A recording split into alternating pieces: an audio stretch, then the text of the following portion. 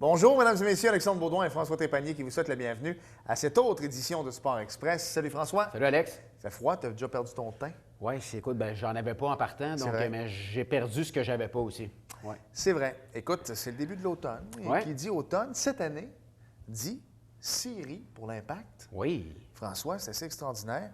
On a battu Toronto 3 fois en fin de semaine, par mon endroit. Mais Didier Drogba, là, c'est une machine. Ça n'a aucun sens, Alex. As-tu vu, écoute, j'ai pas appelé Patrick, j'ai pas parlé à Patrick Friolet, mais je voulais lui en parler. J'ai pas aimé le fait qu'on a montré l'arrêt d'Evan Bush sur un corner, en fait. Et là, Didier Drogba a compté immédiatement. On n'a pas vraiment vu le deuxième but en direct. Moi, je pensais que tu voulais me parler de Drogba au match de basketball à côté d'Eugénie Bouchard. Oui, écoute, Eugénie a été partout en fin de semaine. As-tu vu, il était au Canadien, elle était à l'Impact, puis elle était à la NBA. Oui, elle était partout. Puis là, elle ne sera plus dans le journal parce qu'elle a dégringolé encore. Top 50, hein? Exactement. Alors, mais tu sais, l'année prochaine, ça ne peut pas être pire, François. Mais tu l'as bien dit, à Toronto, je pense pas qu'il aime beaucoup Montréal ce week-end. Non, c'est bien... Soccer, football et hockey. Bien correct demain. Oui. François, je veux te parler des Huskies avant de parler de nos invités de cette semaine parce que ça va très, très bien pour eux. Mais on a reçu Marc Rémillard, le joueur-entraîneur, le Reggie Dunlop des Huskies la semaine passée. Et ils se rendent en finale, Alex. Ça se passe samedi prochain en après-midi à 13h à Montréal au centre Claude Robillard. Comme notre recherchiste Claude l'a bien écrit. Allez au match de football et vous pourrez passer l'Halloween par la suite. Voilà. Oui, c'est le 31 octobre. Oui. Alex, hockey, ça va bien pour les Forts de Chambly? Bien, les Forts, écoute, ils jouent pour 500, François, je te dirais. Ils ont perdu leurs 2 matchs sur la route la semaine dernière. Ils ont gagné celui à domicile. C'est du bon hockey, je le répète. Alors, si vous voulez voir les Forts, c'est pas compliqué. C'est tous les dimanches, François, à 16h à l'Arena Lebel à Chambly. Et, ils ont une belle mascotte, hein, Alex? Oui, commandité par Chambly. Tu fais exprès pour qu'on en parle de Chambly Mazda. Ben oui, on commandite. Ton boss va m'aimer. On commandite, oui, c'est sûr et certain. T'aimes déjà, François. Belle émission quand même. On va se garder du temps pour la fin parce qu'on va parler de NASCAR, mais également d'un bel événement qui s'en vient avec Jocelyn Fecteau. Restez là, on va en parler en conclusion. Le Canadien, vite. Hein? C'est quand même pas si mal. On tourne le lundi puis il joue le mardi. Est-ce que le record va être battu? On l'espère. À suivre. À suivre. Belle émission. On parle, écoute, c'est deux invités qui sont rendus des amis, François, 2 invités qu'on reçoit régulièrement. Des amis collaborateurs. Tout d'abord, on va parler avec Éric Aymard, qui est notre collaborateur arts martiaux mix, sport de combat. Éric, pour moi et pour plusieurs, le meilleur annonceur en sport de combat au Québec. Juste pour toi et pour plusieurs, c'est le meilleur. C'est le meilleur. Éric Aymard, écoute, puis un gars qui est cultivé, qui connaît son sport, va venir nous parler sport de combat. Et toi, tu as quelqu'un qui est bon, qui est cultivé, qui a mené les géants, encore une fois, au sommet, Alex Surprenant. Exactement, l'entraîneur en chef. C'est collégial 2A, François, pour les géants du cégep de Saint-Jean-sur-Richelieu. Exact. C'est la question que tout le monde se pose. Pour combien de temps encore? Alors, on va effleurer un peu le sujet durant l'entrevue. Mais pour l'instant, on s'arrête 5 secondes. Et au retour, François reçoit Éric Aymard. C'est toujours un plaisir de recevoir quelques fois par saison notre fidèle collaborateur MMA et sport de combat à Sport Express. Mon ami Éric Aymard est avec nous. Salut Éric. Salut François. Comment ça va?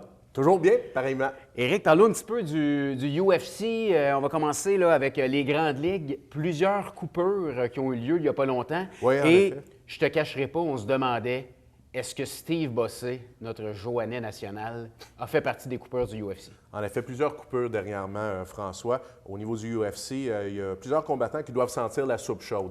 Ben, ça passe un message très clair. Il faut être spectaculaire, il faut être capable de terminer ses combats, ne pas se contenter de décisions. Puis ça va être comme ça qu'on va pouvoir garder un contrat au UFC. Il y a le Canadien Chris Clemens, l'Ontarien, on le connaît quand même assez bien ici au Québec. Je l'ai annoncé à quelques reprises, qui justement est sans emploi, s'est retrouvé sur la touche dernièrement. Fait que le message est on ne peut plus clair.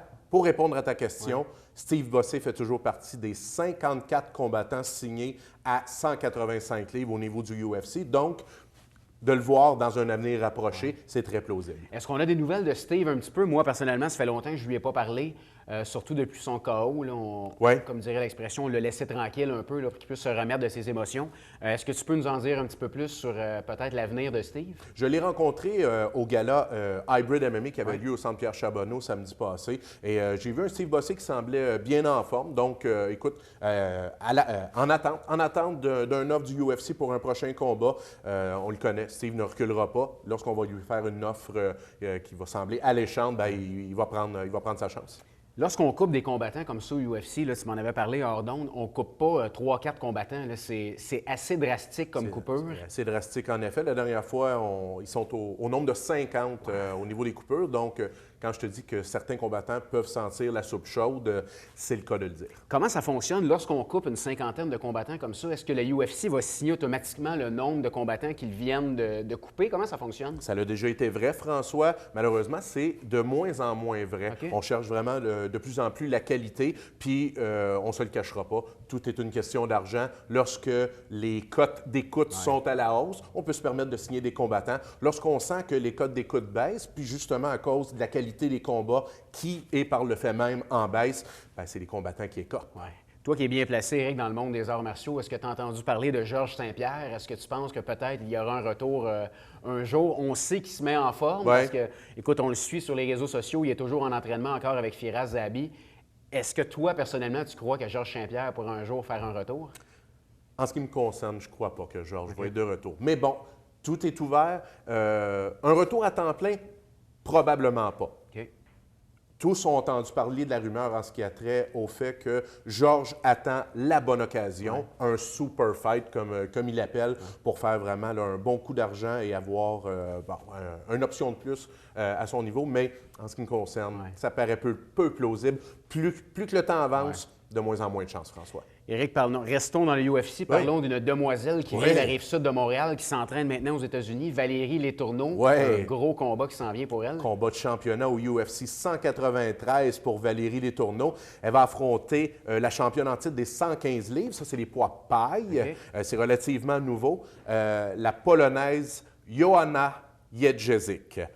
Ça, c'est une fille qui est invaincue. François, c'est tout un test, le plus gros test, sans aucun doute, dans la carrière de Valérie Letourneau. Mais comme tu le dis, elle a fait les sacrifices qu'il fallait en entraînement American Top Team en Floride avec des partenaires d'entraînement de très haut niveau. Donc, elle prend ce combat-là extrêmement au sérieux. Ça va se passer à Melbourne, en Australie. C'est toute une vitrine pour Valérie parce que la finale du gala, ça va être Ronda Rousey contre Holly Holm. Donc, pour ce qui est des combattantes filles, c'est une très grosse soirée. Beaucoup de spectateurs vont être à l'écoute. Une chance inespérée pour Valérie.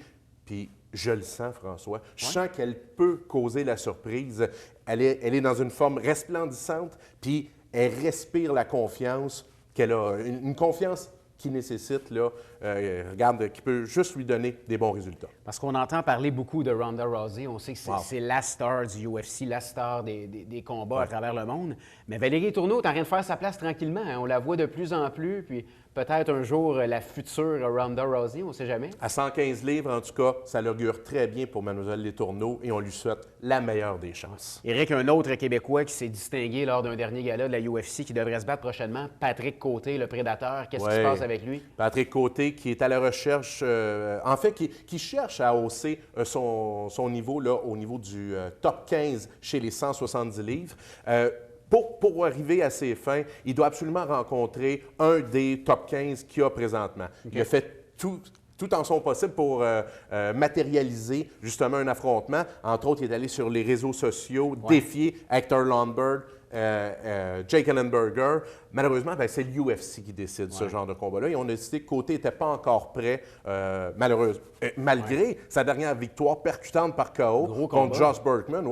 Il a même été chercher le boni de la performance de la soirée. Donc, c'est un petit 50 000, ça? Un petit 50 000 de plus, en plus du boni de la victoire. Donc, en tout cas, en ce qui me concerne, il a tout fait en sorte pour matérialiser un affrontement contre un top 15. Mais l'UFC veut encore le tester. Il va affronter au mois de janvier prochain au UFC Fight Night 81. Ça va se passer à Boston. J'ai un blanc, Ben Saunders. Un combattant qui a à peu près le même parcours de Patrick Côté. Un vétéran comme lui? Oui, un vétéran qui est allé au UFC, il est revenu dans les ligues locales. Et pour revenir au UFC, 3 victoires de suite. Côté, lui, 4 victoires lors de ses 5 derniers combats. C'est pas compliqué. Le gagnant de ce combat-là, François, Je pense que là, oui, on va y arriver. On va avoir une chance contre un top 15 éventuellement. Éric, rapidement, parle-moi un petit peu du dernier gala que tu as annoncé, Hybrid MMA, qui a Oui. eu lieu il n'y a pas longtemps. Une belle carte de Québécois, hein, ça s'est bien passé. Une belle carte de Québécois au Centre Pierre Charbonneau. Hybrid MMA, qui est une promotion qui nous vient de Gatineau, faisait une percée montréalaise pour une première fois. Ça a relativement bien été. Ouais, au guichet, environ 1200 spectateurs. Je veux revenir sur 5 performances de combattants de la région de Montréal. Alex Morgan, qui est allé d'une 4e victoire. Ça, c'est un gars de Blainville. Jonathan Vallée, un gars de Chambly, qui est allé d'une 3e victoire. Parlons-en rapidement, Jonathan Vallée. Il me semble qu'on en entend parler de plus en plus. Un petit gars de la région ici. Un petit gars. Si tu l'invites à l'émission. On va le mettre comme ça. Un petit gars de la région. Non, écoute, Jonathan Vallée, de très bonnes aptitudes. Il y avait un combat qui était spécial. Son adversaire avait 3 victoires, 3 KO, puis il a suivi le plan de match à la lettre, sous la férule de son entraîneur, Patrick Côté. Ouais. Puis il a fait ça vraiment, écoute, dans les normes. Le Laszlo Marien également de Saint-Jean. Absolument. Son entraîneur de boxe, écoute, il a tenu Marc-André Barriot plutôt, à distance lors de tout le combat. Il a tout fait en sorte pour aller chercher la victoire. C'est exactement ça qui est arrivé. Donc, c'est un gala qui t'a plu, toi, en tant qu'annonceur, animateur? Oui, un bon gala au niveau, en tant qu'annonceur. Écoute, beaucoup de finition plutôt que d'amener le combat en décision. Fait que c'est sûr que ça m'a plu. Ça lui semblait plaire aussi aux gens qui étaient sur place. Rapidement, Xavier Alioui, un petit gars de Montréal, lui, c'est une 3e victoire, une 4e victoire plutôt de suite. Je veux nommer aussi M. Charles Huperez de Laval, qui est allé de son premier combat professionnel, en fait, sa première victoire professionnelle. Et je m'en voudrais de ne pas souligner la 5e victoire de suite du frère cadet de Firas Zahabi, Ayman Zahabi de Laval, qui est allé d'une 5e victoire expéditive, 18 secondes pour soumissionner son adversaire, qui n'avait pas perdu jusqu'à ce jour. Donc, je pense qu'on peut dire que... Oui. Il doit avoir des bons conseils, lui. Pour M. Zahabi, des bons conseils. Les prochains combats seront significatifs en ce qui le concerne. Éric, rapidement, il nous reste une minute. Parle-nous un petit peu de la nouvelle organisation S1, S1, je ne sais pas comment vous le prononcez. Nous, on tourne lundi. On a vu sur les réseaux sociaux aujourd'hui que tu seras l'annonceur, un des annonceurs, parce que, écoute, j'avais jamais vu ça. Vous serez 2 annonceurs pour la même soirée. Comment ça fonctionne? Je vais faire équipe avec mon vieux compétiteur, Anthony Horn, un annonceur chevronné dans le milieu du MMA. Bien, on va faire équipe pour la nouvelle aventure de S1 Fighting. Et regarde, je ne peux pas vraiment en dire plus parce qu'il y a une conférence de presse qui arrive à grands pas, mais restez à l'écoute.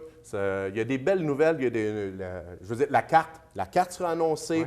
Plus de détails seront annoncés. Parce que là, on n'a pas de date, là. En fait, oui, on a une date. Le 27 novembre prochain, à la TAU à Montréal. Ça, c'est l'édifice du Cirque du Soleil. Très, très bel édifice pour avoir des sports de combat. Ça va se passer dans un ring hexagonal. Vraiment beaucoup de nouveautés au niveau de S1 Fighting. C'est du Muay Thai, c'est ça? C'est de la boxe Thai, exactement. Écoutez, l'organisation S1 a sondé les amateurs de combat au Québec. On leur a demandé qu'est-ce que vous aimez, qu'est-ce que vous n'aimez pas. On a fait nos devoirs. Les gens, à l'unanimité, ont répondu qu'on aimait plus ou moins le combat au sol. Puis S1 va tenter de répondre à cette demande-là en présentant des combats debout de boxe Thai. Et j'ai bien hâte de voir ce que ça va donner. Nous aussi, on a bien hâte. On a bien hâte de voir les communiqués de presse avec le nom des combattants. Qu'est-ce qui va se passer? On a bien hâte à la conférence de presse. Bien, Éric, écoute, toujours un plaisir de te recevoir. Puis, tu es le bienvenu quand tu veux en studio pour parler d'arts martiaux mix et de sport de combat. On aime bien ça te recevoir. C'est toujours un plaisir. Merci, Éric. Merci, François.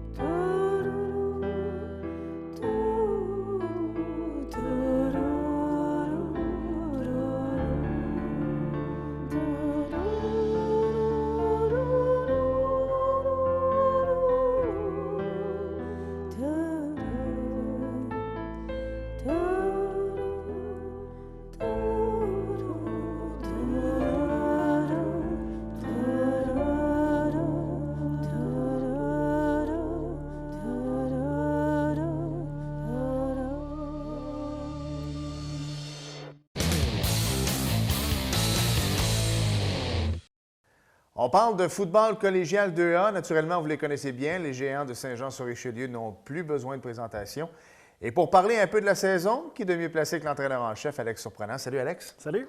Alex, tu viens nous voir régulièrement, 1 à 2 fois par année. Mais là, cette année, c'est la première fois. Et tu as quelque chose de changé. Montre-moi donc ça. C'est beau ce que tu as au doigt. Ben oui, petite création qu'on a fait l'hiver dernier, donc au banquet ça a été remis le 14 mars. Là, donc, c'est la bague officielle représentant le championnat provincial de l'automne dernier. Donc, la grande majorité des joueurs, évidemment, en ont une, personnel d'entraîneur. Donc, un beau souvenir. Très, très beau souvenir. On peut voir la bague présentement à l'écran, Alex. Puis, écoute, tu as gagné des bols d'or comme entraîneur. Est-ce que tu as gagné comme joueur aussi?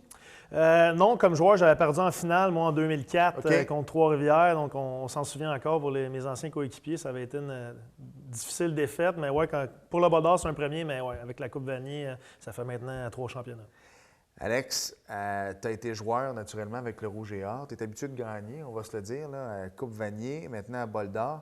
Si tu mettais tes bagues comme entraîneur-chef des Géants versus Coupe Vanier, est-ce que c'est pas mal égal ou t'as... C'est une excellente question. C'est différent. C'est sûr que ma première Coupe Vanier en 2006, je n'étais pas utilisé, je n'étais pas habillé le jour du match. Ouais. donc, c'est sûr que c'est un peu moins le exact. sentiment que tu as participé à la conquête, alors qu'en 2008, j'ai eu un rôle beaucoup plus important. J'avais créé des revirements importants qui avaient permis à l'équipe de gagner. Donc, c'est sûr que ça, c'est très satisfaisant. Puis, entraîneur, bien, c'est différent parce que tu as l'impression un peu que c'est un peu tes enfants qui réussissent devant toi. C'est un peu le résultat de l'effort qu'on met là-dedans. Donc, pour moi, c'est pas mal égal. Là. 2008 et 2014, c'est pas mal égal. Ouais. Je la redonne. Puis en plus, ça a été gagné chez vous. Oui. Fait que ça aussi, ça rajoute un petit peu à tout ça. Alex, on n'a pas le choix d'en parler. On a effleuré le sujet, François et moi, en début de saison, parce qu'on va revenir à votre fiche tantôt, là, mais vous dominez, il faut se le dire. Il y a eu des pourparlers. On en est rendu où là, pour passer le club de la section 2A au 3A? Oui, bien en fait, le RSEQ demandait avant le 1er septembre de faire une demande officielle donc pour accéder à la Division 1, chose qu'on a fait suite à des pourparlers avec la corporation, évidemment le cégep. On a eu l'autorisation des 2 parties, donc on a décidé d'aller de l'avant. Maintenant, la prochaine étape, c'est un comité sélectionné par le RSEQ qui va prendre une décision. Il y a 2 équipes qui ont fait une demande, en fait, pour monter en Division 1. Nous et les Nordiques de Lionel Groux, qu'on a affrontés samedi dernier. C'est sûr que je pense que les récentes années nous avantagent pour l'instant. On verra, c'est pas nous qui prenons la décision, mais on est assez confiants qu'on va être là l'année prochaine. Écoute, le fait que ce soit Lionel Groux, tu penses-tu que ça pourrait jouer ou non? Parce que c'est quand même un gros cégep. C'est un gros cégep, mais contrairement aux Géants, c'est une jeune équipe, c'est un jeune programme. Donc, je pense qu'ils ont peut-être une dizaine d'années au compteur, alors que nous, on est rendu avec notre 46e saison. On est champion en titre du bol d'or. On a maintenu le critère pour que les gens, il faut qu'ils sachent. Là, en fait, le premier critère en fait, de sélection pour la RSEQ, c'est 70 de victoire. Ce qu'on a depuis 8 ans. Il ne faut pas être actuel pour savoir. Non, c'est ça, exactement. Donc, ça fait plusieurs années qu'on est au-dessus de ce standard-là. C'est juste que c'est nous qui n'avions jamais fait la demande avant. Okay. Donc, maintenant, on a jugé qu'on était prêt à le faire, puis on veut s'assurer de le faire de la bonne façon. Donc, je pense qu'on part favori.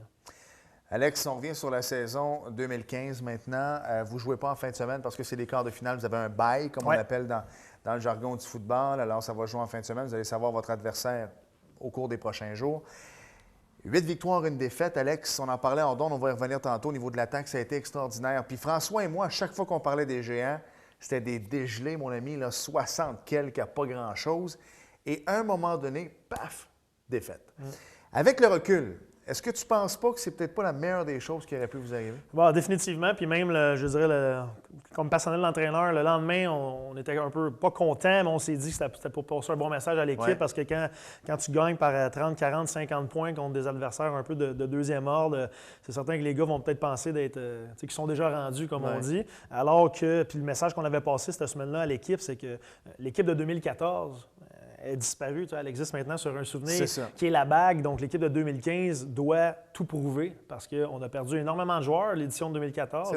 Et là, c'est des nouveaux, des jeunes qui doivent aussi montrer qu'ils sont capables de gagner un championnat ensemble. Donc, je pense que ça leur a mis les troupes à l'ordre. Puis depuis ce temps-là, on joue du bon football. Parle-nous un peu de ton attaque. Ta défensive fonctionne bien également, mais l'année passée, c'était au niveau porteur de ballon. La course au sol fonctionnait bien. C'est sûr que cette année, les équipes adverses se sont ajustées un petit peu. Mais le corps arrière a pris la relève. Quelle saison? Oui, puis tu sais, ça honnêtement, ça fait, c'est ma 3e année comme entraîneur-chef et coordinateur offensif. Puis déjà, à la première saison, on avait été dominant quand même au niveau des airs, mais pas autant que là. L'an dernier, comme tu l'as bien dit, c'était au niveau du sol. On avait Paulin et Dupuis dans le champ arrière qui étaient dominants. Nicolas English qui était dangereux avec ses jambes aussi. Là, cette année, Dimitri Morin, à sa 2e année avec l'équipe, mais sa première année comme partant, a vraiment des statistiques incroyables. Là, à peu près 3500 verges de passes en 9 matchs. Wow. 43 passes de toucher. Donc ça, il a totalement explosé les records qu'on connaissait. 43. Écoute, c'est à peu près 5 passes de toucher par match. C'est incroyable. Ben, il est très bien entouré aussi. Notre unité de receveurs est, selon moi, la meilleure de l'équipe. Donc, en termes de potentiel, les frères Dupré, Hugo Dupuis, Benjamin Juteau-Leroux, Francis Lacombe sont 5 receveurs de bonne qualité qui pourraient être numéro 1 dans bien des équipes collégiales. Donc, c'est clair que ça nous permet de bien distribuer le ballon. Il y a quand même Kevin qui a une saison exceptionnelle avec 20 touchés captés. Il a brisé le record d'ailleurs des géants. Là. Je pense qu'il y avait quelqu'un il y a une vingtaine d'années qui avait fait une quinzaine de réceptions ou des touchés. Il a fait 20, donc c'est vraiment des statistiques incroyables. Puis Samuel Dupuis a quand même une saison de 1000 verges au sol. Donc, ça va bien quand même. On a eu vraiment une moyenne de points nettement supérieure à ce qu'on a vu dans les 2 dernières années. Puis pour ceux qui suivent peut-être un peu la NCAA, c'est sûr qu'on a un rythme qui est très up-tempo, donc qui est très rapide. Donc, l'offensive, surtout par la passe, on a vraiment frappé rapidement et tôt dans les matchs. Donc, ça permet de souvent grimper les pointages. Là. Vous jouez pas en fin de semaine, on l'a dit tantôt. Est-ce que tu vas aller voir le match? Non, bien on a maintenant, en 2015, on a les bandes vidéo. Donc, c'est sûr que moi, j'ai déjà accès à l'ensemble des matchs de toute la saison, de toutes les équipes. Donc, c'est certain que quand on se prépare contre un adversaire, contrairement à ce qui se faisait avant, on n'a pas de scouting à faire sur le terrain. Le lundi, la bande vidéo, elle rentre sur un site Internet, puis on est capable d'y avoir accès rapidement. Donc, c'est sûr nous, ce qu'on risque de faire en fin de semaine comme coaching staff, c'est vraiment aller faire le tour des équipes juvéniles, midget. Donc, c'est vraiment axé sur le recrutement pour nous. On décroche en fin de semaine. C'est pas nécessairement qu'on décroche. Non, mais ce que je veux dire, c'est que tu vas prendre l'adversaire qui va être là, puis tu analyseras plus tard. Exactement. Puis, tu sais, je veux dire, on va jouer aussi les pourcentages cette semaine au niveau de la préparation. On va avoir une pratique de moins, mais on s'attend à revoir les Highlanders de John Abbott, justement, qui ont terminé au 4e rang. Donc, en moins d'une surprise, encore de finale, c'est eux qu'on va revoir en demi-finale à la maison. Donc, c'est certain que nous, au niveau de l'opposition cette semaine, qu'on va montrer aux joueurs, ça va être des jeux de John Abbott, autant offensivement que défensivement. Comment tu vas approcher justement ce match de demi-finale-là? Parce que c'est encore à la maison, le bol d'or, puis il ne faut pas sauter d'étape. Il y en a qui l'ont gagné, mais encore là, il y en a pour qui c'est la première fois. Tu vas aborder ça comment? Bien, en partant, ça reste à confirmer, mais c'est certain que si on revoit les John Abbott, étant donné que c'est notre seule défaite de la saison, je m'attends à ce que les gars, on n'a pas besoin de les motiver trop. Non. Donc, ça devrait être une bonne semaine de préparation, mais encore là, on verra ce qui va se passer en fin de semaine. Mais c'est tout le temps, c'est un peu tout le temps le même message. Donc, on met beaucoup d'accent sur la préparation. Les gars se font des séances de vidéo supplémentaires entre eux à travers les unités. Puis, je pense qu'on a quand même des vétérans qui ont joué l'an dernier, qui ont vu c'était quoi la recette. C'est à eux à passer le message pour qu'on ait du succès en série. Écoute, ça s'en vient. Le match de demi-finale, ça va être dimanche? Ça va être le samedi 7 novembre, je dirais à 95 % sûr à 16 h. Donc, on est en train de confirmer ça au niveau de la Ligue. Donc, 7 novembre, 16 h. On essaie de devancer un peu pour peut-être qu'il fasse un peu moins froid, pour avoir un peu plus de partisans. Les foules ont baissé dans les dernières semaines avec les températures. Pour que l'heure en plus. C'est ça. Mais tu sais, l'an dernier, en demi-finale, on avait eu 1100 personnes contre les Moilous. Donc, si on est capable d'avoir 1000, 1200, ça serait super intéressant pour les joueurs, c'est certain.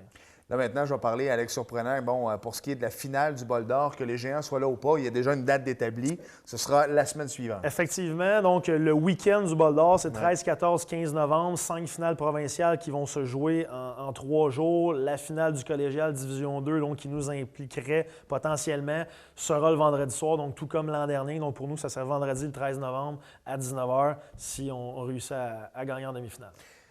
Pour avoir vu des images de l'an dernier, si vous voulez savoir à quoi ressemble un Friday Night Lights aux États-Unis, là, quand les villes arrêtent de fonctionner les vendredis soirs, c'est assez extraordinaire. C'est un peu ça qu'on a vécu l'an passé. C'était plein, c'était extraordinaire. C'était complètement fou. Tu sais, dans notre stade, là, pour les gens qui ne le savent peut-être pas, là, on parle d'une capacité là, de 1500 personnes, plus quelques petites estrades mobiles qui peuvent totaliser 2000. Puis l'an dernier, il y a eu 2400 personnes dans le stade. Il y On avait ne sera pas des trop gens... fort aux pompiers, non? Non, c'est ça. Il y Ouais, avait c'est des ça. gens, il y avait des gens debout tout au long des clôtures dans la zone des buts. C'était complètement fou. Donc, les joueurs ont vécu quelque chose de vraiment exceptionnel en espérant qu'on soit capable d'être présent au Big Show cette année encore. Ben Alex, merci. En espérant te recevoir l'an prochain ou bientôt avec le bol d'or comme tu as fait l'an passé. La meilleure des chances pour plaisir. Merci beaucoup.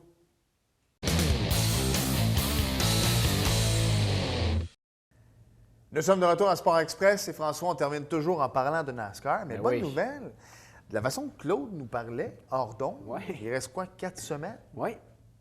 Je sais pas ce qu'il va faire après, sérieusement. Claude, Oui, ben, il va nous faire plus de recherches pour l'émission. probablement. Probablement, mais écoute, il va noyer sa peine dans quoi? Un verre de Pepsi, là? Oui. Une Snickers. Je sais pas s'il met d'autres choses dans son Pepsi. Aucune idée, mon cher. On ne peut pas savoir. Hey, François, dimanche dernier, tu as présenté la 6e épreuve de la Chase for the Screen Cup. C'était où? Au À Talladega. Talladega, mon Ah cher. oui, en Et Alabama. Oui, exactement. Et Joey Logano a récidivé à Talladega en remportant une 3e course d'affilée. Il balaie donc cette étape de la Chase et prend une sérieuse option pour l'obtention du titre. Parce de qu'il y avait eu la champion chicane dominicain. la semaine passée. hein. Écoute, ça brasse, Ouais, ça n'a ouais. pas de bon sens. Puis là, les gars, ils ont fait des relances tout croche. C'était un derby de démolition en fin de semaine. l'as regardé? Oui, oui, oui. OK. Un peu.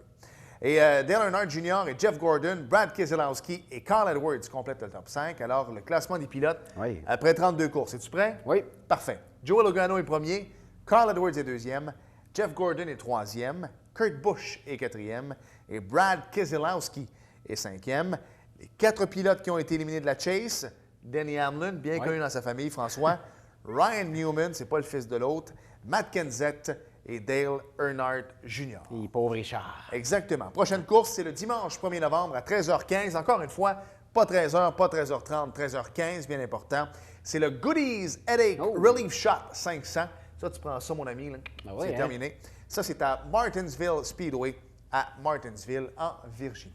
Et François, plus sérieusement, il y a un bel événement qui s'en vient au cours des prochaines semaines. Oui, pour la dernière course de NASCAR. Oui, Alex. exactement. Et c'est Jocelyn Fecteau qui nous y invite. Oui, le 22 novembre à 13h au bar Le Boc, juste ici Ouais. à côté sur la rue Richelieu. Jocelyn vous invite avec son équipe Media Racing Team pour regarder la course avec eux, Alex. Merci François. Merci, Alex. Merci à vous d'avoir été là. Et à la semaine prochaine. Salut. Bye bye.